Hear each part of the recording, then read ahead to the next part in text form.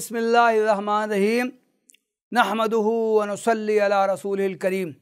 قرآن مجید میں حضرت ابراہیم علیہ السلام کا ایک وصف یہ بیان کیا گیا ہے کہ وہ بڑے عبادت گزار تھے۔ ایک طرف وہ اللہ تعالیٰ سے عبادت گزاری کی توفیق کی دعا مانگا کرتے تھے، اور دوسرے وہ خود ان کی زندگی یہ بتاتی ہے کہ وہ اللہ تعالیٰ کی عبادت گزاری کیا کرتے تھے۔ قرآن مجید نے ان کی عبادت گزاری کا تذکرہ بڑے تحسین و تعریف و توصیف کے انداز میں کیا ہے۔ سورہ انبیاء میں اللہ تعالیٰ نے حضرت ابراہیم علیہ السلام پر اور ان کی نسل، ان کے بیٹے اسحاق اور ان کے پوتے یعقوب کا تذکرہ کیا ہے، ان پر اپنے احسانات و انعامات کا ذکر کیا ہے، اور اس کے بعد کی آیت ہے وَأَوْحَيْنَا إِلَيْهِمْ فِعْلَ الْخَيْرَاتِ وَإِقَامَ الصَّلَاةِ وَإِيتَاءَ الزَّكَاةِ وَكَانُوا لَنَا عَابِدِينَ۔ ہم نے ان لوگوں کو وحی کی، انہیں حکم دیا نیک کام کرنے کا، نماز قائم کرنے کا، زکوٰۃ ادا کرنے کا، اور وہ ہمارے عبادت گزار تھے۔ سورہ الانبیاء آیت نمبر 73۔ کہ اس آیت میں ایک طرف تو یہ بات کہی گئی ہے کہ یہ لوگ حضرت ابراہیم علیہ السلام اور ان کے آل اولاد، انہیں ہم نے اچھے کاموں کا حکم دیا، نماز قائم کرنے کا حکم دیا، زکوٰۃ ادا کرنے کا حکم دیا۔ دوسری طرف اللہ تعالیٰ یہ بیان کرتا ہے کہ یہ لوگ ہمارے عبادت گزار تھے۔ اس شخص کی عبادت گزاری کتنی اعلیٰ معیار کی ہوگی جس کے بارے میں خود اللہ تعالیٰ اس کو سرٹیفکیٹ دے کہ یہ لوگ تو ہمارے عبادت گزار تھے۔ نماز قائم کرنے کا تذکرہ حضرت ابراہیم علیہ السلام کے ضمن میں دوسرے مقامات پر بھی آیا ہے۔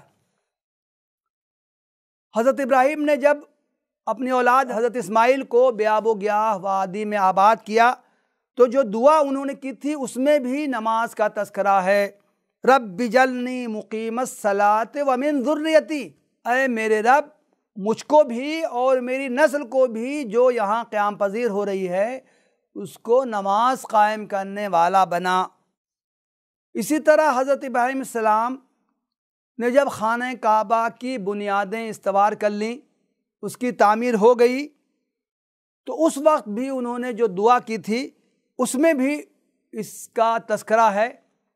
اس میں انہوں نے فرمایا تھا وَأَرِنَا مَنَاسِكَنَا وَتُبْ عَلَيْنَا إِنَّكَ أَنْتَ التَّوَّابُ الرَّحِيمُ، اور ہمیں ہماری عبادتوں کے طریقے بتا دے اور ہماری مغفرت فرما، ہماری توبہ قبول فرما، تو توبہ قبول کرنے والا اور رحم کرنے والا ہے۔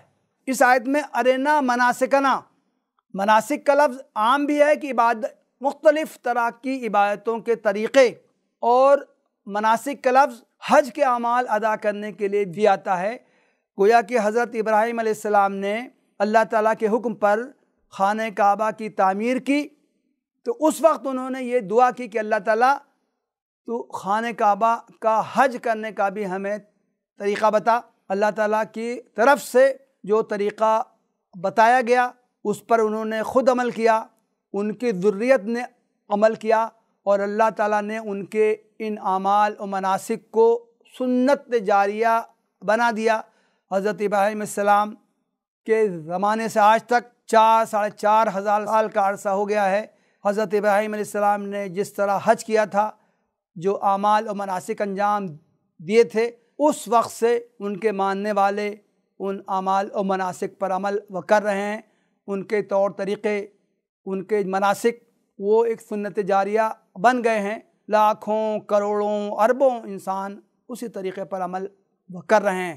تو گویا کہ حضرت ابراہیم علیہ السلام کا جو نمایاں وصف ہے عبادت گزاری، اللہ تعالیٰ کی عبادت کرنا، نماز قائم کرنا، عبادت کے دوسرے طور طریقے اختیار کرنا، یہ حضرت ابراہیم علیہ السلام پر ایمان لانے والوں کا اور ان کی اطاعت و اتباع قدم بھرنے والوں کا نمایاں وصف ہونا چاہیے۔ وآخر دعوانا ان الحمدللہ رب العالمین۔